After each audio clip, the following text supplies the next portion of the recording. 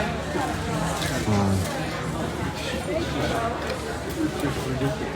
you doing today, man? Pretty good. Shape on being normal with a business.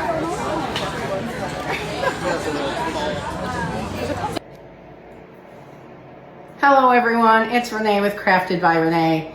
I have not really been posting this week because I actually went to I was a vendor at a craft market this week in the Dallas-Fort Worth area, and it was a long event, long weekend, and so I have been doing the cleanup since then. So I wanted to sort of point out that I attached the video of the vendor market that we took while we were there, and it was a dismal failure. If you can see by the video at the beginning of this video, there was no traffic. There was absolutely nobody in the room making any sales. Any of the vendors, we all had the same problem. And so I thought I would give some tips and tricks. I actually got a lot of feedback from the vendors themselves at the craft market for my own booth.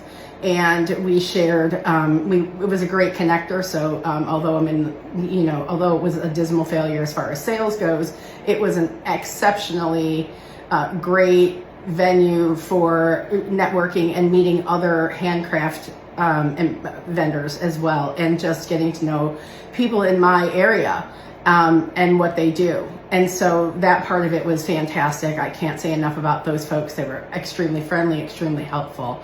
And I think we gave each other a lot of good advice, and we had a lot of laughs over what turned out to be extremely dismal and kind of a waste of time. So one of the things I wanted to say is that I actually asked my 81-year-old mother what I should have done differently. And one of the things that my mother said was, did you actually go to the venue before you even purchased the booth and rented the booth to see where it was located and what the venue was like on the inside? So good advice from my mother. One of the tips that I would recommend anyone that's a handmade artisan that wants to go to any craft shows or do a craft circuit, know where you're going.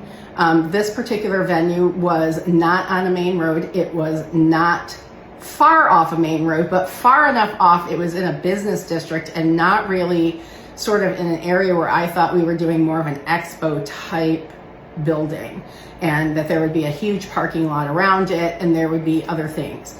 It really wasn't that. And so that was my first mistake. And again, Mom was right, always. So check out your location. Location is everything to drive traffic to those events. Number two, I was told by family, friends, and others not to have marketing materials, that I wouldn't need it, as it was a smaller sort of vendor booth area. It was not a huge expo center or trade show. And so again, wrong advice. So again, know that you need to have whatever items you need to market yourself and get out there. And so I did learn a couple of really good lessons. I've met really nice people, and the sales I did make, they were incredibly nice people. And they also gave some advice. And so it was really, they did it for everybody. There was very few people walking around, so most of the people stayed around and talked to the vendors for a long time because there was no traffic. And so they hung out and, really got to know our customers. And I appreciated all the feedback, not only from the vendors. Shout out to all the vendors I talked to at the Crafty Summer Market. Certainly, I would like to say, although it was a dismal failure in the sales department, it was extremely nice to meet all these really nice people. So thank you very much. CraftedByRenee.com. If you're interested in any of the products I make and you're interested in purchasing any, you can go to https://craftedbyrenee.com and purchase any of the items out on the website. If you are interested in one of the items that is on the website, but you'd like a different size or shape for the same carpet that is out there, please contact me and submit a form, and we can work together to get what you want in the color you'd like and the size and shape you'd like.